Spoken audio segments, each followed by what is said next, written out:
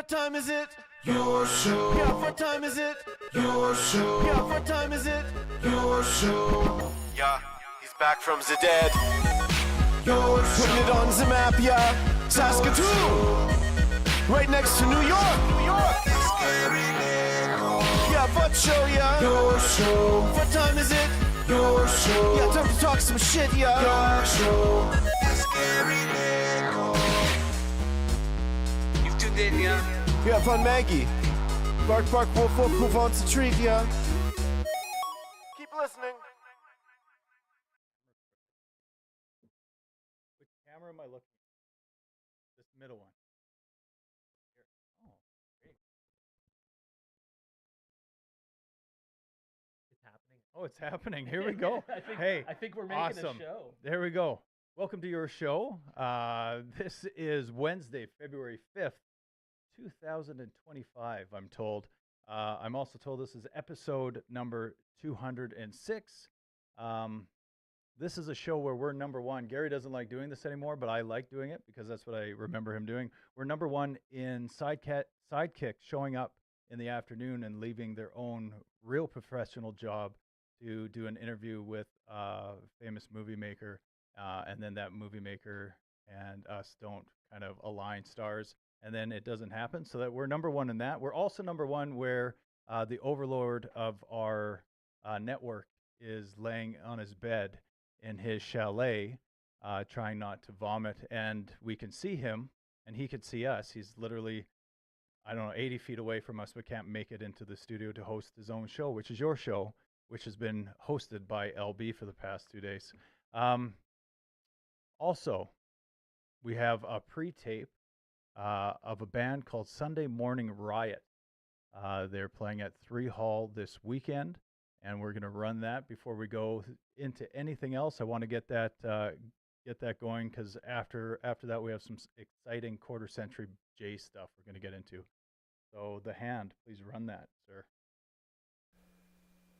As we continue our journey through the incredible music world in this beautiful city of ours with our friends in both at 3 Hall and with Bloom Entertainment, we have another band in here and another band to get to know and support, and this one is very, very special.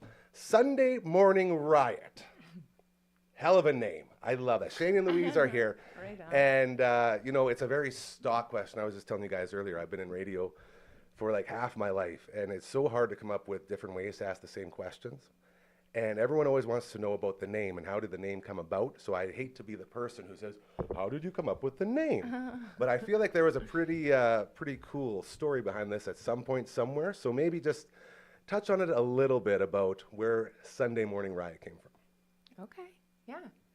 Go ahead, Well, start it off. Okay, so the band was sort of a long time in the making. We were fits and starts. Shane's been playing in bands all along. I was newer to music, but I've been writing for a long time. Oh, yeah.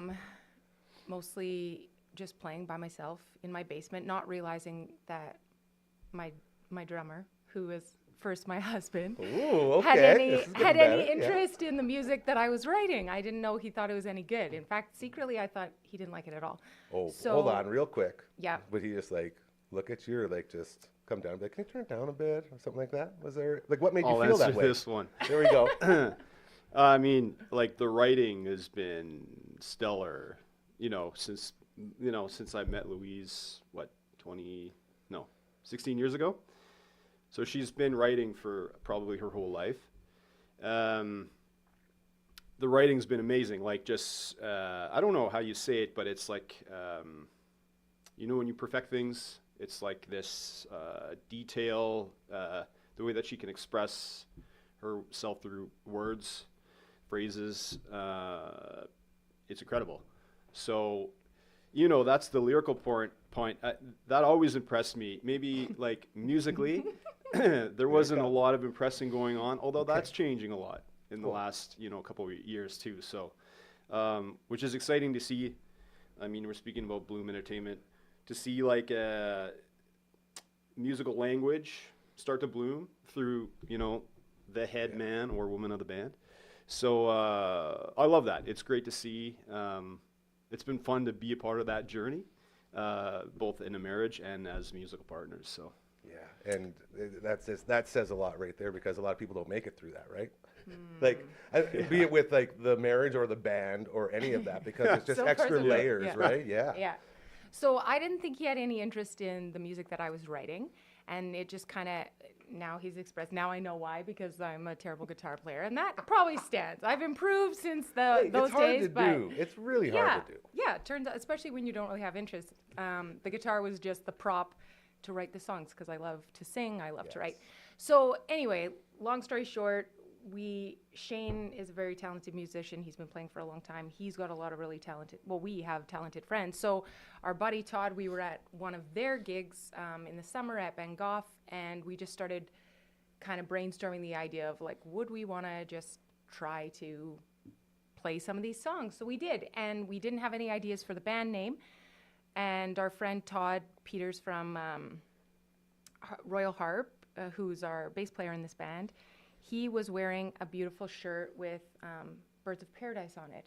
It's one of my favorite flowers. Right? Yes. Mine too. And my Absolutely. birthday flower. So we were like, okay, I guess we'll call the band Bird of Paradise, because we didn't have any other ideas. And it just, I'm a wordsmith. Words are my life, kind of. So it didn't land real slick that we'd named our band after Todd's shirt. Nothing against the shirt, nor the Or Todd. flower, nor Todd.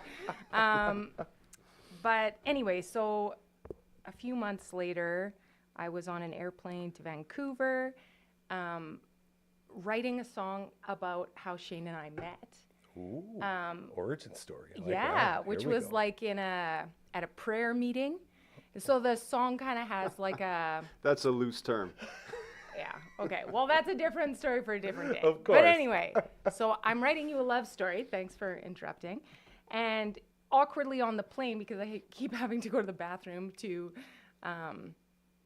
work on singing it, because I felt too awkward. And there's good acoustics, it turns out, in an airplane bathroom. Never thought of that. And if you're kind of like smacking on the side of the wall, it's got like a good Yourself a bass beat, kind of, get a feel to it. Yeah, I can see that. exactly. Yeah, for sure. So anyway, the song was originally called Sunday Morning Riot, and it's all about how I needed him, I wanted him, and if I didn't have him, there'd be a Sunday morning riot.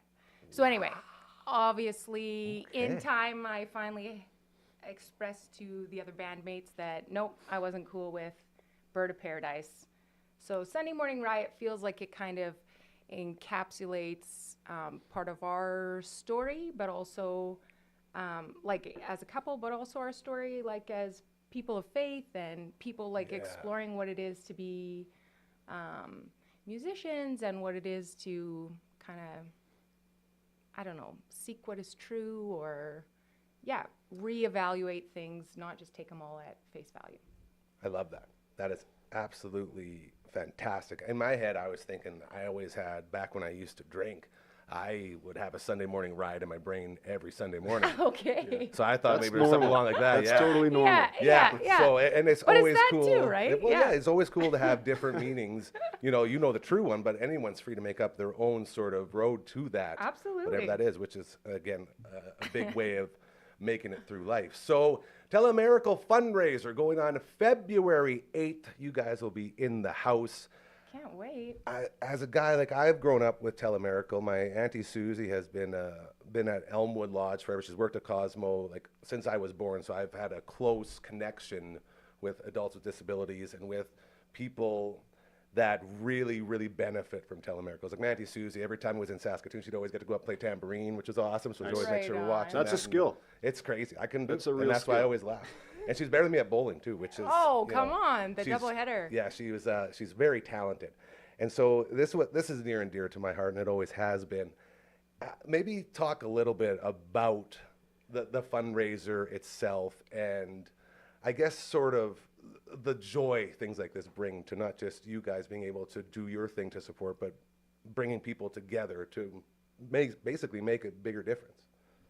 Yeah, I mean, I have a lot of friends who've played in for other bands supporting Telemiracle. Yeah, at the I haven't top really up. done it myself yet, so we haven't done it. So this is a bit of a first time around the block for us. But that being said, I mean, they're a mainstay within the province, so we hear them all the time, on the radio.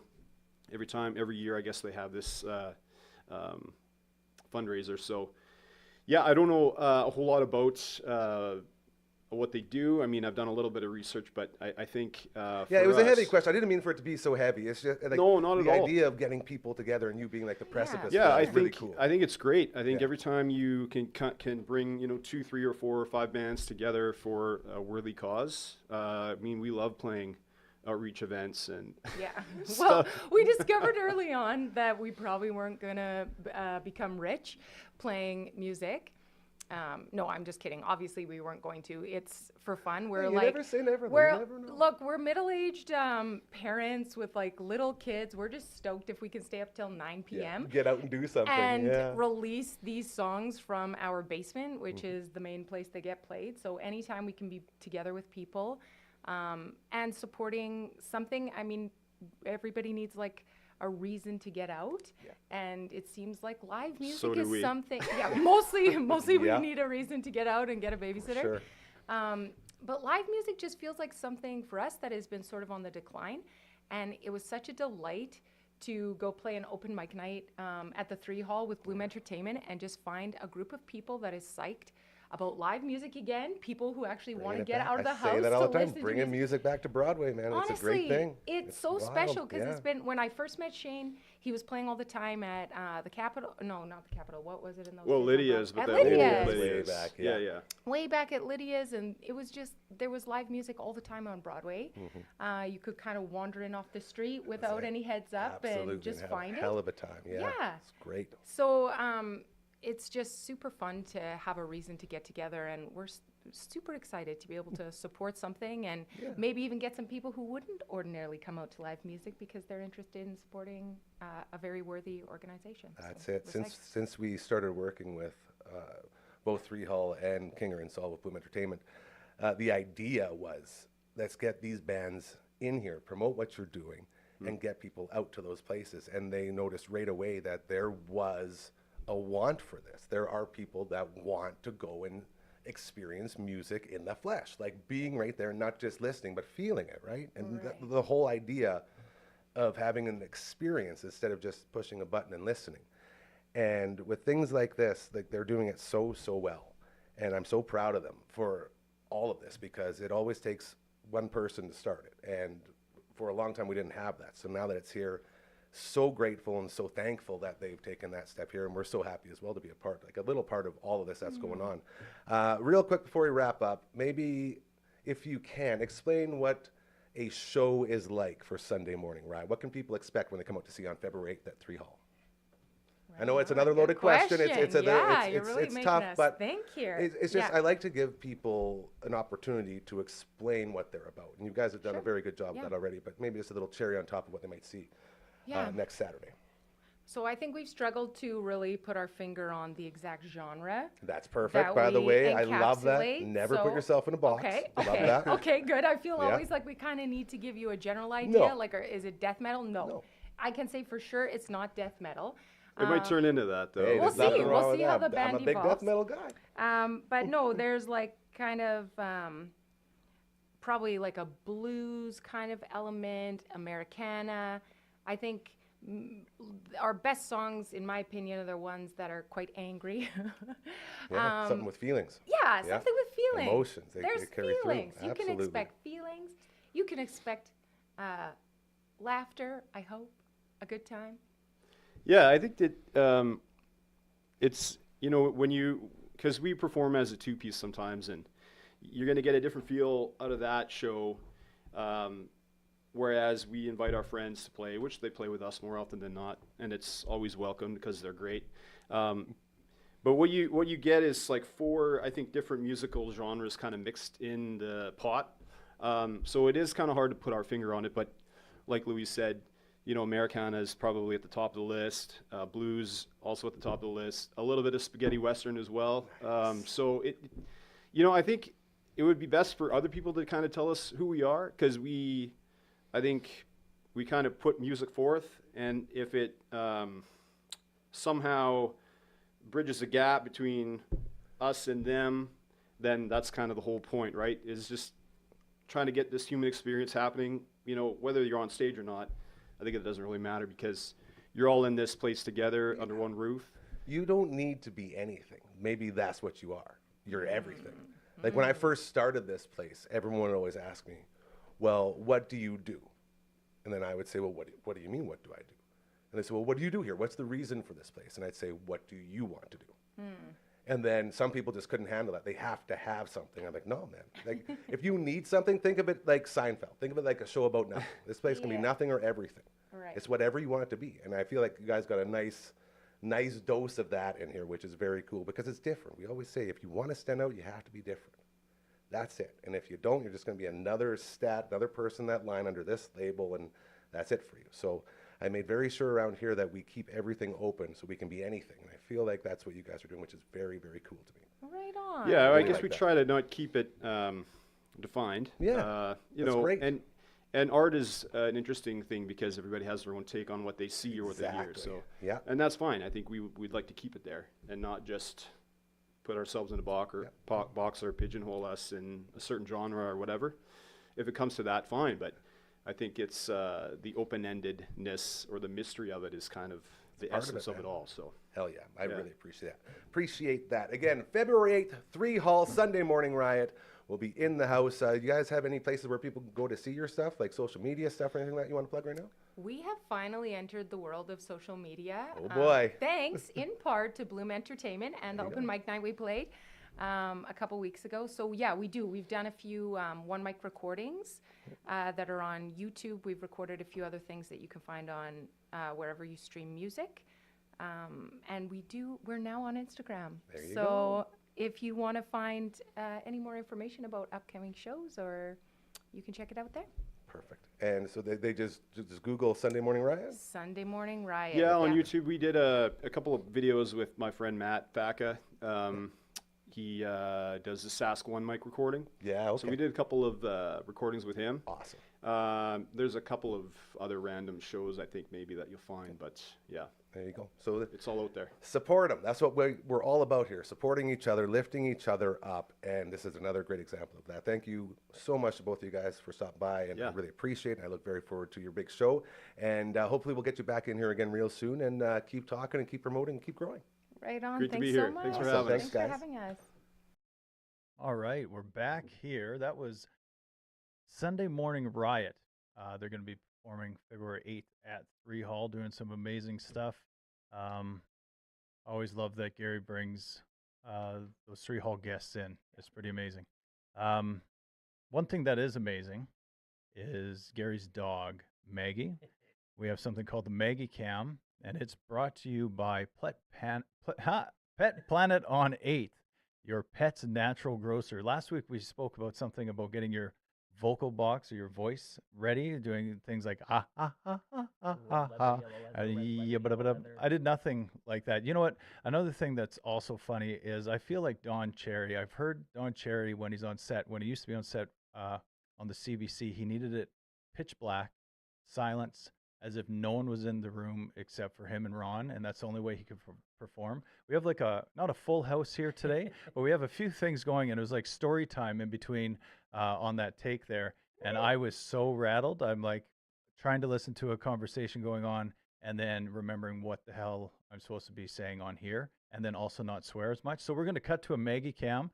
She's looking like a little princess laying down, missing Gary right now. So maybe missing Leroy a little bit. That's her boyfriend. I hear Gary tells me she's got a little boyfriend at Pet Planet on it. Oh, there we go. Look at that. Leroy's in the camera. Look at those soft eyes. Just beautiful. Love that. So if you want to go during store hours, hit up Mike or Rochelle, or if you have after hours requests, I guess, hit up Kristen, Char, or Chris, and they will help you out. Best Pet Planet in the world, best pet store in the world. And it's right here in Saskatoon. Crush that promo. Great Thanks. work, man. Nice work. Thank you. Hey, spoiler alert. We have our first guest. He's a local broadcaster, play-by-play announcer for the Rattlers. Just re-signed. I think it is signing season in the MLB, and I guess it is for the basketball season as well. So I don't know if we've got the figures advertised, what you'll be making per game, but I try to keep that. That's don't private know. stuff. Yeah. Man.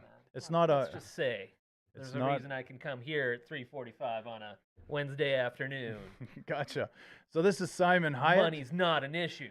He's also the public address for the Saskatoon Berries, which is amazing. He's also dressed up in Dunedin Jays attire, which is very beautiful, and Game a little worn. bit of foreshadowing with what we're going to be doing. Yeah. We also have someone on the old Zoom machine.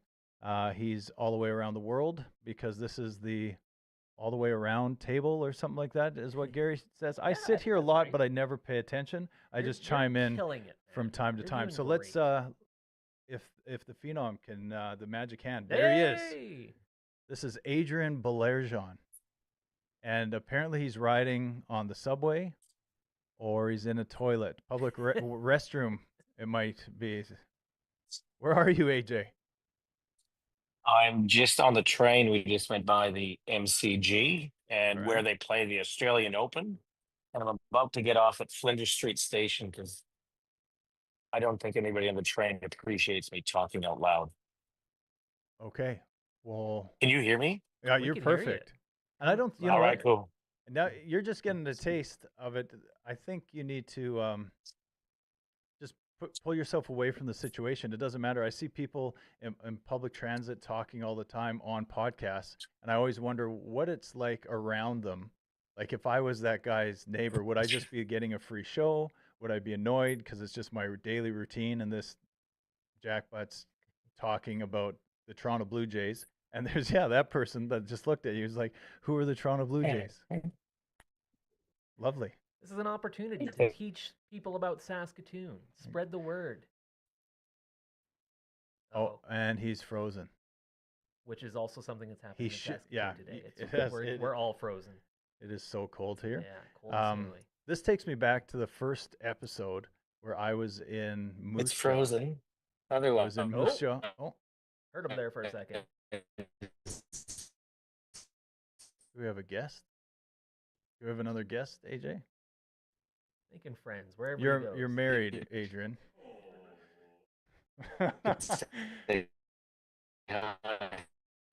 All I right. think he's going through a tunnel. Yeah, that could be a tunnel. Anyway, it takes me back to the episode 1. I was in Moose Jaw, Saskatchewan, at a spring hockey Guest in event, Canada. and I Right? Is it? I was having frozen connection right now, issues 'cause like when this as well. So I did a full lap of the I area that know. I was on Wait till it until I comes could back. find that pocket, Yeah. that magic pocket Yeah. where it worked again, and I couldn't do a tour. I know. How are you doing now, AJ? Still frozen.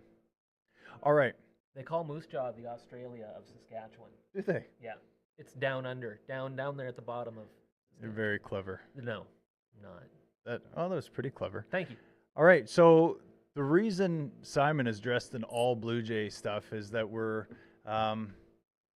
super hardcore Jays fans. At least Adrian and myself and Gary are. Oh, Oh, hey, look he's at back. this! There you go. What's Hi. up? Who's your friend? What's your name? Rachel from Australia. 1-1. Hello, from Australia. That was Everyone, fantastic. I'd assumed everyone would be from Yeah, Australia. yeah, That's in yeah. Australia. Makes Do you sense. do you know anything about baseball? I like baseball, but I like NFL more. Oh, who's going to Ooh. win the Super Bowl? Tom Brady, my nigga. Tom Brady. Yeah, Tom Brady. Tom Brady's gonna win the Super Bowl. Absolutely. All right, I gotta go. See you later. That was Bye-bye. amazing. That was great. That was really great. You were right. People want to learn. They want to learn about baseball. Anyway, sorry. was awesome. Let's get back to it. All right, so Yeah. Simon's dressed all in Jays gear. Okay, he's more of a Cubs fan, but obviously he's been to Dunedin once or twice, and he's been fortunate enough to see some spring training. What year were you there? I've been there several times actually. My oldest brother used to live sort of in the Tampa St. Pete area, and he was actually lived the stadium he lived closest to, spring training stadium, was the Jays in Dunedin. Wicked, yeah. So I think I did maybe 5 or 6 trips down there during the years that he was living down there. Okay, Yeah, 5 or so- 6 trips. So we have a friend that we're in a chat group with, Jeff Lamperman. Shout out Jeff. He goes every year, so I think this will be year 4 for Okay. him. in a row. So the past 4 years he's gone, and he always has great stories of because it's such a small ballpark. Yeah. It feels it's almost like Cairns, not quite. It's bigger, but almost that Cairns Field or the field in Moose Jaw or even Swift, where Very intimate. very intimate. Yeah. Like so, you might run into a high profile athlete or a high profile former manager or reporter or anything like that, and it's cool seeing some of the photos he comes back with. But I remember once being in line at the ticket booth, and the guy in front of us was taking a really long time, like he was having trouble getting his tickets worked out or whatever. Yep. And after a couple of minutes of half listening to this, it was like, that voice is familiar. Oh, it's Buck Martinez in front of us, Oh, yeah. trying to get his tickets sorted out for his friends and family. that's wicked. I saw a doppelganger of Buck in Saskatoon the other day, and I Oh. took a photo of him, and I asked Gary who he thought he was. He's like, "Is that Buck? Is Buck in Nice. Saskatoon?" And I almost pulled that guy in, tried to do a fake interview. Where are we now, AJ? We are now on Flinders Street, which is like right in the heart, right in the middle of Melbourne in the city. Beautiful. So I am walking. I've got a couple of meetings with some clients this afternoon. One's right next door to Marvel Stadium, and that's so they play a lot of AFL there. Capacity there is about 45,000. So Crazy. a lot of sporting facilities right around here, and also walking in the city is quite interesting. There's some interesting scenery, as we experienced earlier on the show. That's cool. I love it. Are you going to be able to hammer out this quarter century team with us as you're walking? Yeah, absolutely, absolutely. Did you make your own, or should we go with the one that I made? Did you make I'm one good by to go. chance? I did. So we all made one. So you can walk, talk, read at the same time. Yeah, I will try. All right. Well, let's try. I think we shouldn't waste any time here. We got lots of time to go, but we'll be fine. So what we're doing is everything right now. It's all the rage to make your quarter century team. So last week we had Les Lazaruk on the show, and he in 3 minutes made his quarter century Blades team. Oh my God, that must have been amazing. It was amazing to watch. Like it was 3 minutes, no preparation, just off the top of his head. There's I no mean, one better than Les. He's right, yes, Maggie. No, Les is the best. There was a little bit of cheating. I mean, he did already know the Team 1, Team 2 All-Stars that were posted earlier, so that was a pretty easy blend, but it was amazing to see him just throw the entire team together in 3 minutes. So we're not going to do that. We're going to take our time here. So quarter century Blue Jays. Adrian, who do you have at leadoff? Or do you want to go position by All right. position? I'm just going to make sure I don't get run over here. That's more All right, important. so leading off at left field. Yes, sir. This guy was never. Are we just going names, or can we add a little commentary? We got the time. We got the time, and you got places to walk to, so you might as well talk and walk, and look at your phone. All right. So starting in left field, lead off. Yes. This guy never hit more than 21 home runs. He was never an all-star in his career, Yeah. but he ended up in 10 seasons batting .298 with the Jays. Sick. Shannon Stewart. 100%. Who do you got? He's my. I didn't make an actual lineup. I have to admit. that's I fine. found out about this about 2 hours ago, so I just picked position players. But That's he would. works. I'll put Shen. Yeah, he was my number one left fielder, and then I have honorable mentions for each position. I to be fair, you guys, I have Team 1, Team 2, and honorable mentions. Oh, very nice. But we won't go. We won't go that. I just listed every single player that played for the Jays in the past 25 years. I too have Shannon Stewart in the leadoff spot. I also have him at the number 7 left field. So you have him as your number 1 left fielder as have well? him as my number one left fielder. I went. Or should we get into the Go ahead. honorable mentions? I if mean, you want, yeah. Teoscar, he played all 3 outfield positions for the Jays, and obviously it was a brief career. But I've got him as my second left fielder, and then sort of honorable mentions to Lourdes Gurriel Jr. and Adam Lind. Okay, so to further that, I have Teoscar on my bench. So we'll probably cover the honorable mentions, or some of us will have guys on the bench, so we can probably skip over that. But I have Teoscar on the bench.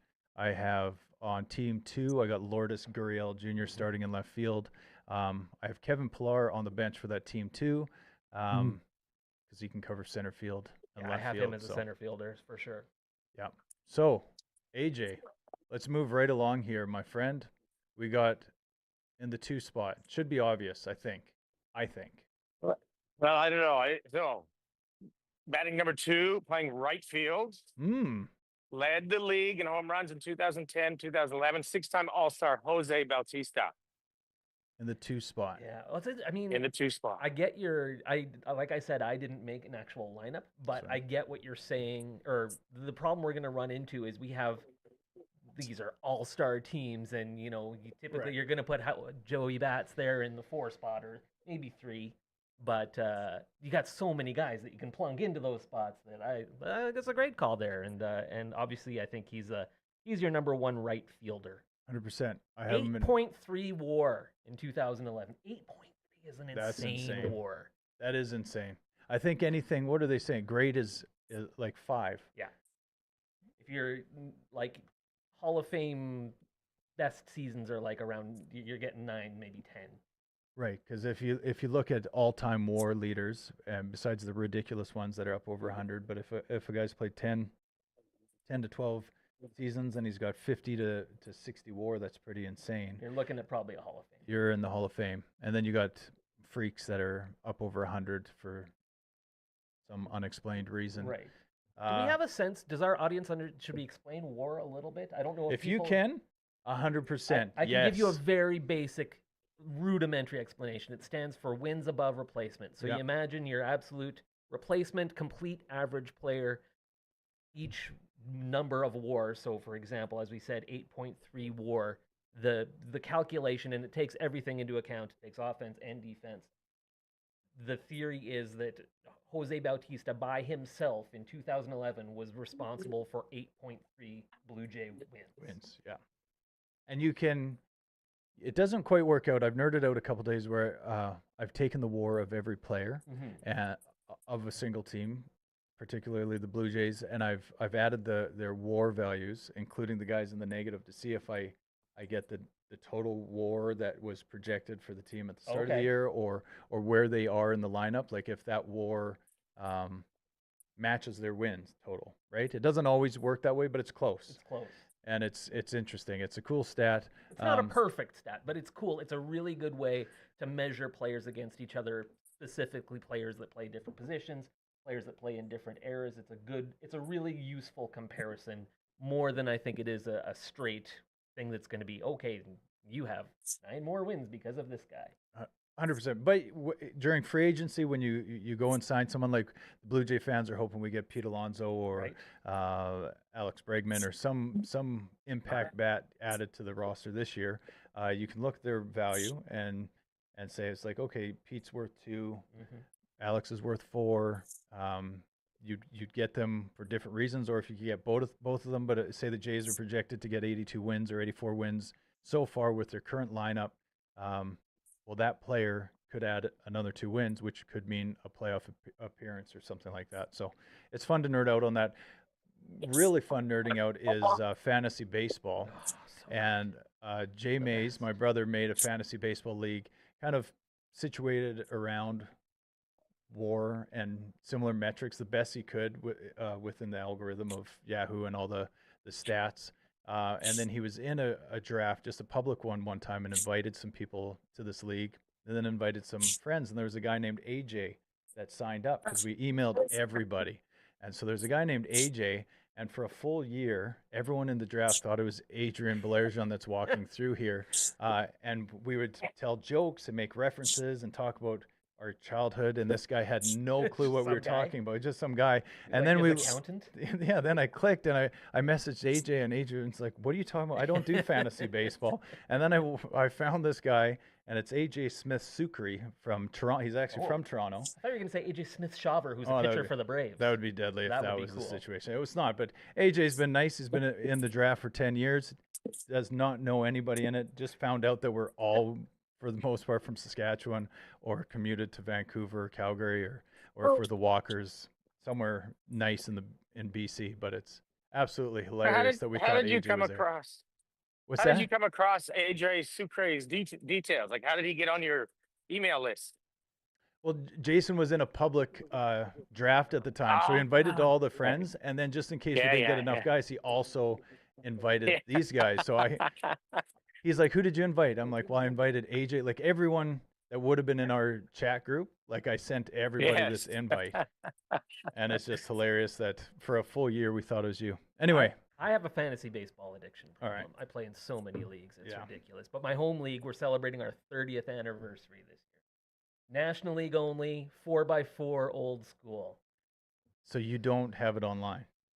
I Or mean, it is now. it's run online. Like we have like the stat service and a website that we can go to, check your stats and the standings. But we do our salary cap draft or auction in person. Yeah, Amazing. yeah. Yeah, it's the best. But yeah, I'm usually in a few Yahoo leagues. And, oh God, it's Yeah. the best. I love it so much. Adrian's not in. You're just not into that, hey? Not your thing. No, I find it takes up a lot of my time. When I moved here to get to understand the Aussie rules football, Mm. they'd started something called Super Coach. And it was a similar thing. You had so much money and you could buy your players and they get points. And it was actually, so if we have any of our viewers, I suspect most of our viewers today are all baseball fans. But if you're not a baseball fan and you want to get into it, I'd say fantasy sports are the perfect way just to understand the game, understand the players, the up and coming players, the stars. Because that's what I found. Because here, everybody, the water cooler chat at work, Yeah. or when we were at work, everybody talks Aussie rules football here. And I knew nothing. So we did Super Coach. And that was a lot of fun. But yeah, as we started having kids, it was like, no, not anymore. So Yeah, no, I'm sorry, with you on boys, that. I can't contribute to that anymore. Oh, it's fine. I'm this Adrian. I'm the same way. Like even at work, I get offers. It's like, oh, do you want to join this fantasy football thing? I was like, you know what? I'm in one, or I'm in two. That's enough. Like I don't need to be in another one and another one, and the stakes are always $100, or it gets more and more expensive. And then I realize that, my kids aren't going to eat this week because I've gambled it all away on something I won't even know the results of for 6-7 months. It just doesn't work. But anyway, we're getting off topic here. You To said the surprise of everyone. yeah, you said Jose Bautista. I have him in the 3-hole. That's fine. But bottom line is he is in right field for me as well. So who do you got 3-hole? 3-hole, I've got center fielder. He won All-Stars, Gold Gloves, Silver Sluggers, almost good. everything. Yeah. Vernon Wells.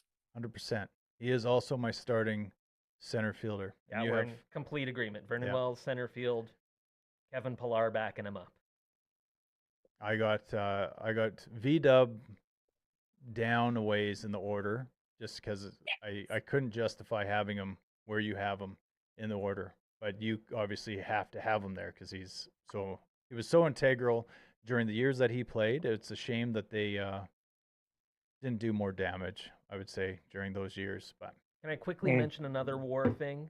Do you know who had a 5 WAR for the Blue Jays last year, and it's going to surprise you? go ahead. I think I know, but It's along this position. Dalton Varsho had Yeah. a 5 Varsho, WAR, yeah. which I believe led the Blue Jays, and that's almost entirely defensive.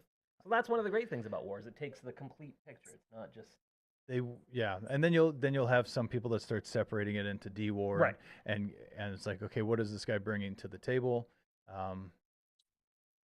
But yeah, Varsho was not a bad acquisition. I was a fan of his. He had a hot bat for Arizona for 1 year. There's potential there. He gets very streaky, and he's amazing. The one thing that it just gets clouded with who the Jays gave up to get him. Gabriel And they- Moreno. Moreno, and then the last few very affordable years, 2 years, I guess, of Lourdes Gurriel Yeah. Jr., and people just are stung with that. But Varsho's a good player. Varsho's so good. It's If they could've- amazing. If he could have stuck at catcher, I realized what a wasteland catcher has kind of been for the Blue Jays, other than one Yeah. or two notable names. But I tried to sneak Dalton Varsho in there because that's how he came up as a catcher. Yeah, he's Which is had a amazing. slash. So is amazing. Also, Josh Donaldson, Yep. catcher. Carlos Delgado came up as a catcher. Jordan Romano, catcher. Kenley Jansen, he was not a Blue Jay. He could be. He could still become a Blue Jay though. Did started he off not as sign- Jeff is he Jeff still a free Reichen. agent? Jeff still Reichen unsigned. was a catcher. Who was? Sorry. Jeff Reichen. Jeff He was, Reichen. he was a Every catcher time. as This well. Reichen. I hope Reichen's watching this. What a beauty. Hey, he was a talent, man. He was a beast. I remember he had a 17K game at Kiwanis at the diamond that they at the Nutana Diamond in Saskatoon, which they've now outfitted with all turf. But before it was turf, it was kind of like the undesirable diamond to play at. It was dirt infield, and I remember he played the Braves. It was the Cardinals versus the Braves, and it was a cold evening. Not a lot of people wanted to get their hands rung up. You know what I mean? You get some bat testers out there that'll say that was a little handsy or that was on the hands. Just means their hands got rung up. It was a little bit below the barrel, but nobody wanted to hit the ball. He threw super hard, and he had 17 Ks that day. That's just a legendary moment for me as a fan of my friend Jeff Rakin. Who do we got? Go ahead. Let's go. Keep going. I was going to say, how are we going for time? We got tons of time. I don't know how you're doing for time. I can go for another 20 minutes. And we got six we more have 18 players minutes until Frankie's fingers. So we're good. All right. All right. Who do you got in the 4 spot? 4 spot. Now, there's a reason why I put this guy in here. He's the most recent player. I got him at DH. I got Vladdy hitting 4 because the guy behind him was a guy that's going to protect him well. So I think with somebody who can hit really well behind Vladdy, he just becomes, it's an extra probably 5 or 6 home runs and another 10 to 15 points in his batting average. So batting 4, I'm going with Vladdy. As a DH? Oh, as a DH. I mean, he qualifies. He has DH before. He's probably, when the Jays announced that they've signed Pete Alonso, he will be doing about 33 games at the DH spot this year, maybe more. I would assume. Crazy thing is, he's probably a better defensive first baseman than Pete Alonso. So, but he can also play as a reasonable he could also third. play third as well. Yeah, so you might see him do some splits depending on how the makeup of the roster. But that's a great pick. I honestly, surprising, I have Vladdy on the bench. AJ as a backup option, 2 DH, 2 play third, 2 play first. Wow. And I thought Jason, I was going to be controversial because I don't have him as my first baseman. So well, me neither. But so I got Jay Mays also has this guy on the bench. He made one as well. I'm not going to reference his because we're going to focus on the 3 of us because last time you yelled at me. So that's fine. So you got in the DH. So in the DH spot, I have Edwin. Yeah, is my DH. Edwin Encarnacion. I couldn't see. I thought he was a true DH, so I went with that. But definitely, depending on how this year goes, Vladdy could take that over. I think he's going to have a massive year, and hopefully, it's a massive year, which kickstarts a huge career with the Blue Jays, locked up for the next 12 years, but or 13 years this year and another 12. What's that number going to be? 450? 487 probably. Woo! I had a number that it could have been 27 million at like 16 years. Yeah. Like it would work out to that, but it would whatever he'd actually make, and then the Bobby Bonilla deal. Yeah. Just pay him into the next and century. Then just pay him forever. Then I thought it could have been 432, which is 430. I don't know. I had 432 in my mind, and then as this keeps dragging on, I just think it's going to get closer. I keep including the 28.5 million that he's making this year because they could have signed him, bought out this year, and I think it could have been that 450 number or 4 whatever, but instead they've signed him to 28.5, and now they're. I hope he's okay. Like in life, lots afterwards. of fried bologna. Yeah. It'll be tough to provide for a family of 4 on a $450 million. Thankfully, his dad also played baseball, so hopefully he got a little bit of money. Wow. Senior can help him out. With just maybe some guidance on how to save money or have children. What's going on, Coach? But here's the other thing with I'm comfortable in signing Vladdy for a long term, not just because that's what he wants, but if you look at his dad's stats towards the end of his career, they're still very strong. Like you wouldn't have thought he retired when he did. So didn't need to. Didn't need to. So you know what? Line him up, get the number of years that he wants. Let's just get it over with, so we can move on. 100%. I think the concerning thing with Vlad, unfortunately, he had a lot of baby fat coming into the league. He was very young. He didn't have a workout regimen or a proper workout ethic. I don't think things came relatively natural. I'm not saying he didn't train for baseball every single day of the year, but he just didn't maybe wasn't toned up. He's done that well, I think, the past couple of years, especially last year. I don't think you're going to have a Prince Fielder thing where he just hits the 10th year and the knees give out or he just can't go on. I don't see that. I think Vladdy's going to be good, and I think if you sign someone like Pete for the next couple of years, if it's a 3-year contract or a 3-year opt-in to 5 years, if you could have that duo taking turns at first base, taking turns DHing and stuff, I think you'll just get more out of that player longevity wise. Like, not saying that sitting's not healthy, but 162 games out of the year, if you're on the field for all those games without some rest, it'll take the toll. And if you're going to give a guy 487 million, you probably want him playing a lot. Absolutely. So, and if you haven't Simon, who did you have? Oh, sorry. No, sorry, go ahead. Sorry. Okay. I was going to say, who do you have at DH? DH. Edwin. I had Edwin. We both have Edwin. Okay. Honorable mention to the one season of Frank Thomas, just because he was a Hall of Famer. Big hurt. Yeah, that's a good. That's a great one. One of those. Oh yeah, he was a Blue Jay. Wait, was that in the past 25 years? Yeah, it was like sneak 2001 or something like that. On my team too, am I breaking up here? Man.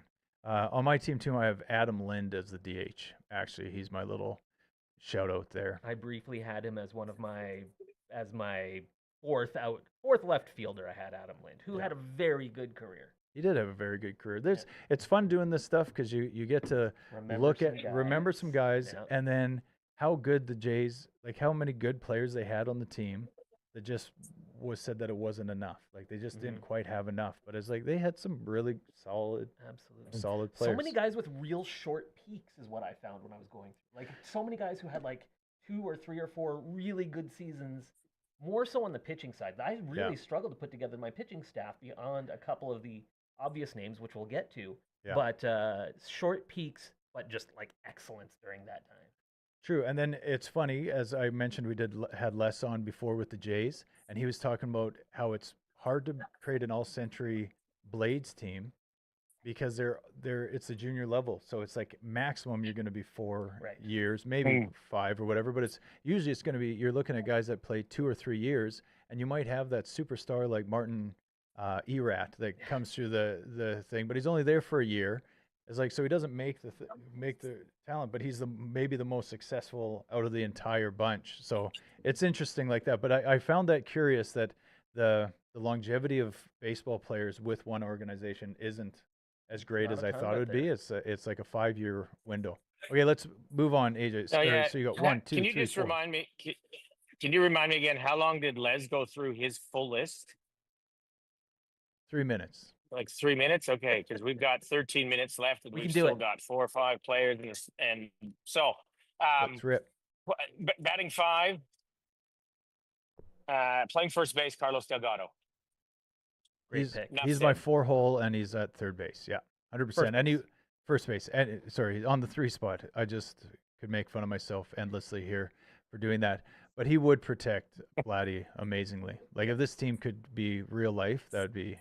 Carlos was amazing. He should be in the Hall of Fame. I agree. Something else I completely forgot about today until I was looking today. I forgot that he went from the Jays to the Marlins. I completely forgot about his Marlins season. I thought it was Jays Met. He did 1 year in Florida. That's my thing. He had a 7.3 WAR in 2000. That's amazing. 7.3. That's crazy that Batista outwarred him. Yeah, but Jose, I believe, has the all-time Jays record at 8.3. Yeah. In 2011. It was a pretty unreal year. Maybe some of Carlos's seasons in the 90s, maybe they would be up even higher than that. But yeah, I believe Joey Bats has number 1. Cool. Okay, who do we got in the 6th spot, AJ? Playing third base, Josh Donaldson. Okay, I don't think we're going to disagree at all on this, which is pretty amazing.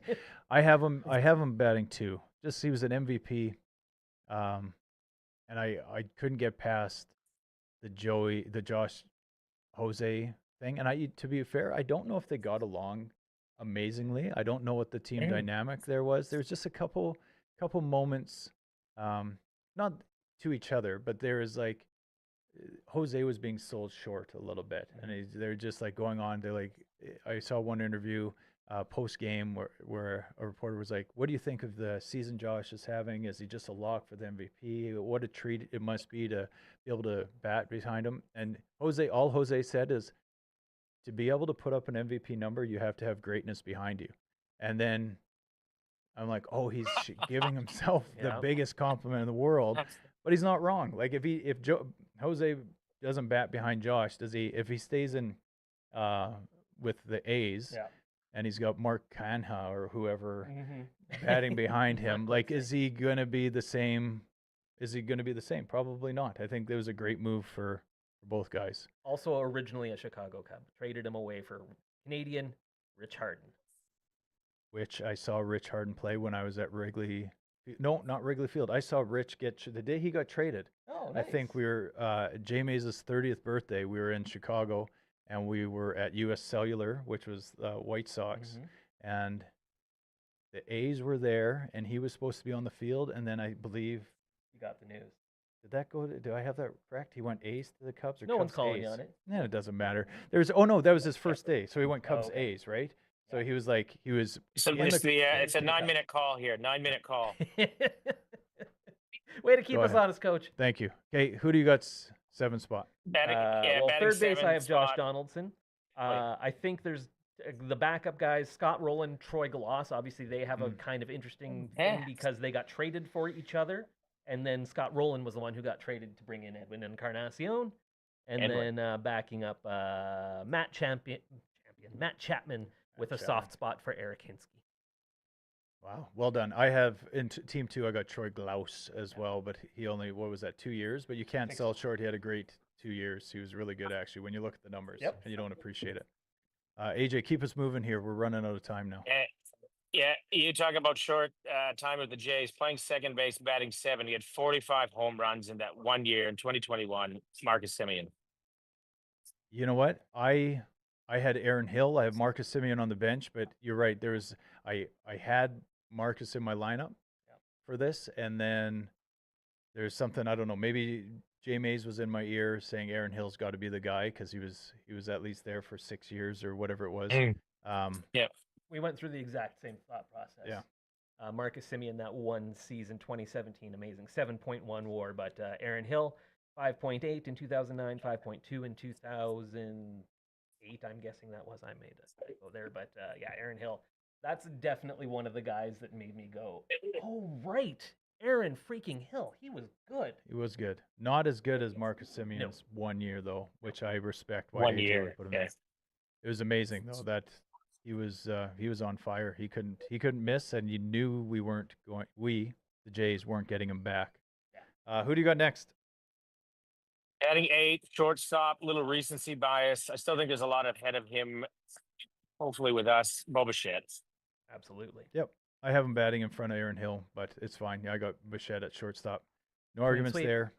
I think he is on the way out. One guy will go, and I think it'll be him. And it might be a trade deadline. It might be a unique situation where I'm starting to believe in the Jays again. If they can get Bregman and or Alonso, or Alonso and or Bregman, or neither, but one of them, I have some belief that they could knock on the door, and I think they would do something wild. Like still potentially trade Bichette at the deadline, even if they're entering the playoffs. Like if they could get someone, just because he wouldn't be relied upon if they end up building that roster, I don't think his bat would be as crucial. And if they could get something for him and still replace his defense, I could see that happening. Anyway, who you got rounding up the lineup? Rounding up behind the dish, Russell, Nathan, Coltrane, Jensen, Martin Jr. Nice. What This was the kind of name easiest is that? What kind of name is that? Is that his name? Full Train?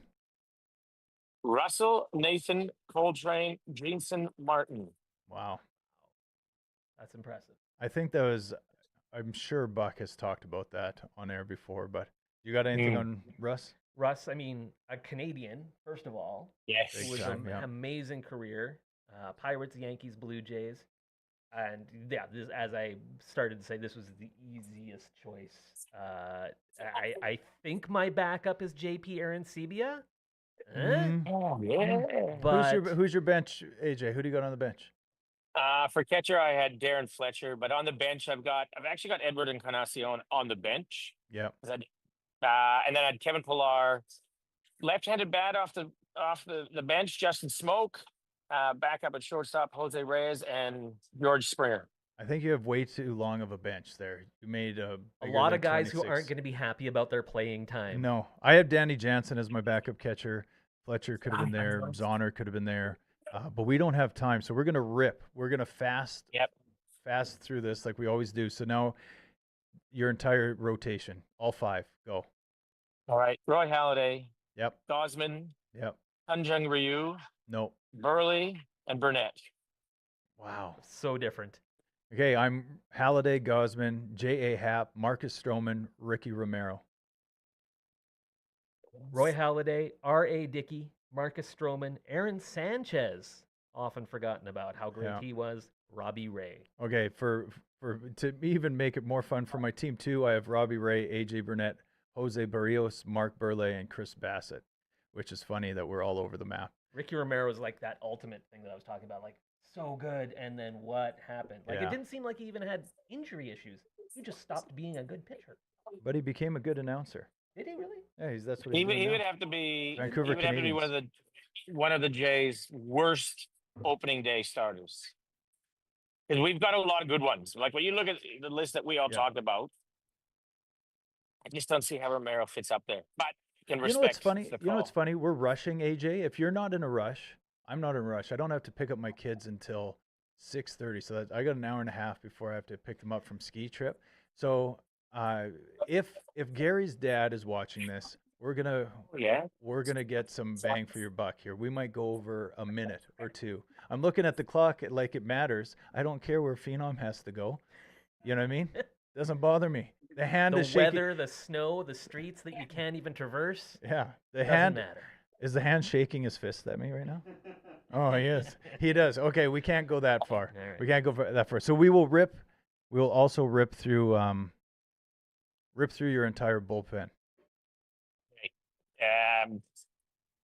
Andrew Albers, more Oh, from a beautiful. sentimental Nice. perspective, but man, he's effective. He'll come in, get your ground ball. Yep. Chris Carpenter, Yimi Garcia, Jeff Francis, another Canadian that I don't even know if he's a reliever, but I just like it. He He did was it. there. Yeah. Yeah, Paul Quantrell and Casey Jansen. Okay. So interesting. So my closer would be Jordan Oh, Romano. closer. I'd Billy Koch or Romano. I love it. I don't care what happens here, or if the hand turns into a full body and strangles me lately. I'm going to go through team 1 and 2 bullpen. So you take it away, and I'll finish it up. All right. I also had Jordan Romano, third all-time in saves for the Blue Jays. I Yeah. wouldn't have guessed that behind Henke and Ward. Now, they bungled that whole thing.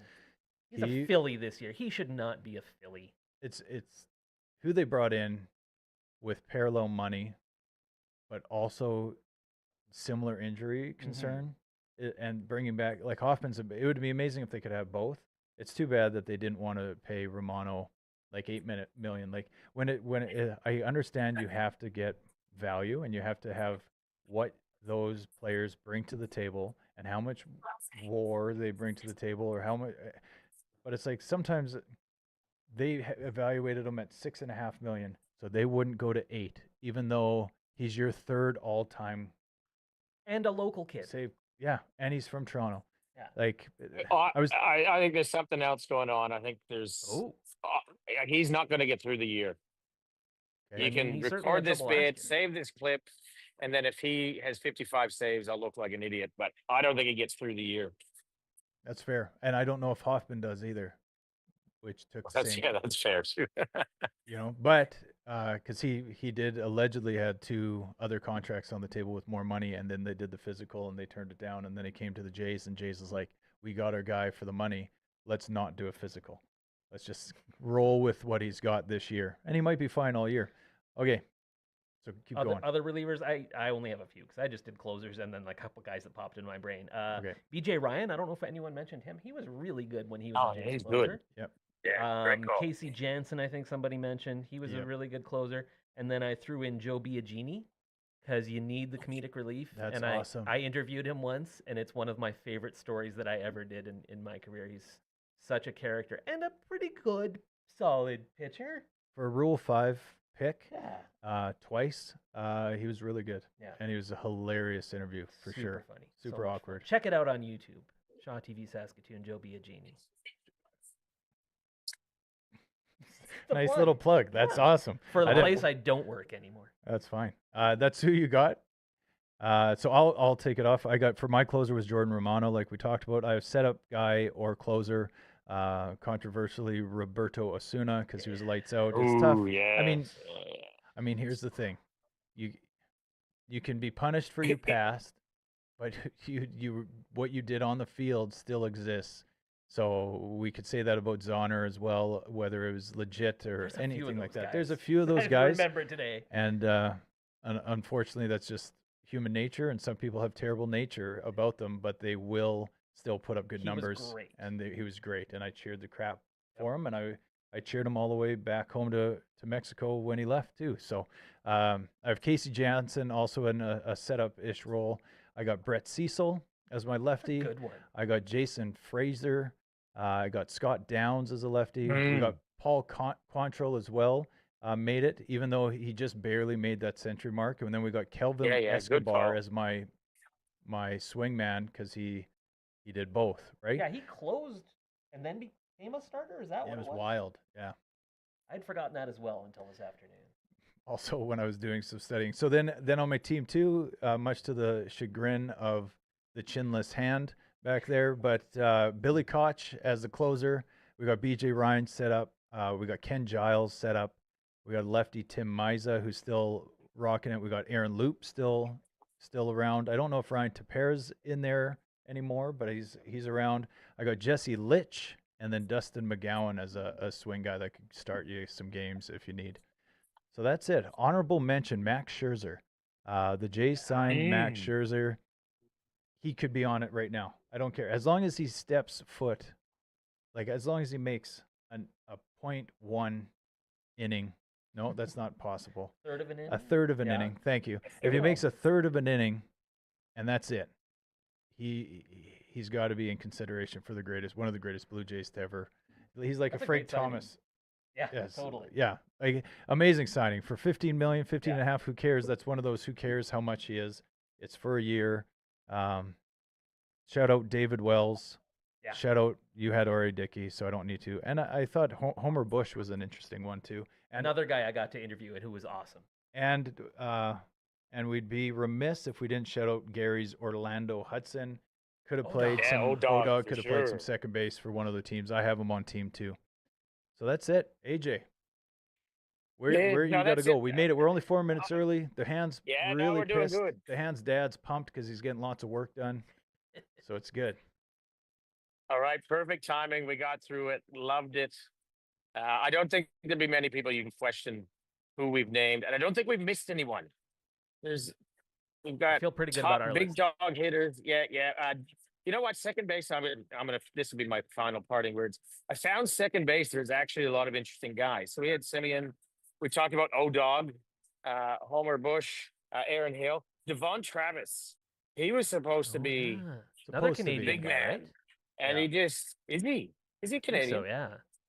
Oh. No. So he was supposed to be this, Dang. the up and coming guy. And he just never really hit his stride real And then well. there's Another one I just want to call out real quick because he played with the Expos as well. They just snuck in 2000s.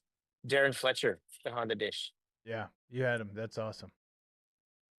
So, That would be that's cool. it. You know who I had, AJ. So since you're on here, I'll just go through it as well since we're doing honorable mentions. But I had Jose Cruz Jr., Lyle Overbay, that had some good years. Marco Scutero could have been around. But one that I thought should have been on one of our teams, and I couldn't get him on there, was Tony Fernandez, who played like 1 year. 16 games in this century. Was that his 8th or his 9th stint with the Jays? Yeah, who knows? But I mean, if you're there, and it's like just like this Max Scherzer thing, or like if you played in the century and you carry that name, I think you could be on the roster, like a bench spot, Absolutely. just to fill in. Coach? Could it be a coach? Yeah, 100%. Could we? We didn't even do coaches. That's the next episode. Devin Travis is from Florida. I don't know what I was thinking. I don't know why. Am I confusing him with someone? Florida, not part of Canada. Yeah. Yet. Not yet. Yeah. Who knows? We might completely role reverse this whole thing that's going on over here, AJ. Are you taking over New Zealand? Is that what's happening? Is Australia going to take New Zealand over? Oh, yes. No, but I was at a coffee shop the other day, and I could hear this guy talking to me, and he's got this Canadian accent, and I heard him say Calgary. And I'm going to guess he's probably around the same age as our dads. And I said, "Oh, are you from Canada?" He said, "Oh, yeah, I'm from Vancouver." He goes, "Yep, all these tariffs. That's all everybody wants to talk about." Is that the tariffs. just dominating the headlines there and everybody's mental capacity? The tariffs? Tariff talk? We could do, we should get into some politics because that's what Gary's for. No politics, no religion. Gary is in the rocking chair in his living room watching this right now, and the phone just texted to me and to LB saying, We all know the one true religion is. I thought that would be where it would go to black. Hey, this is the first time, AJ. I don't know. Were you on Frankie's Fingers before? Because Frankie's Fingers are playing. Curtis Anderson. No, I'm usually gone by There's no then. religion, but I'd like to say Simon Hyatt is the savior of today's show. Wow. 100%. Thanks, brother. The facts. Appreciate it. The facts. Oh, we would have been toast. If it was just me and AJ, I would have been, even though we talked to each other in other conversations pretty easily, I would just be, "Hi, AJ, people are watching us now on the YouTube." It was so much fun. Fact. I You love did great. being here. I get to come and talk baseball. Doesn't amazing. happen all that often in my life. Alrighty. Do you want to wrap it up? AJ, you wrap it up. We're going to close it out with Send us whatever home. you say. Send us home. Right. Great to have everybody on your show. We're looking forward to seeing you next week. We're going to finish off with all three of us playing the piano. We ready? 1, 2, 3.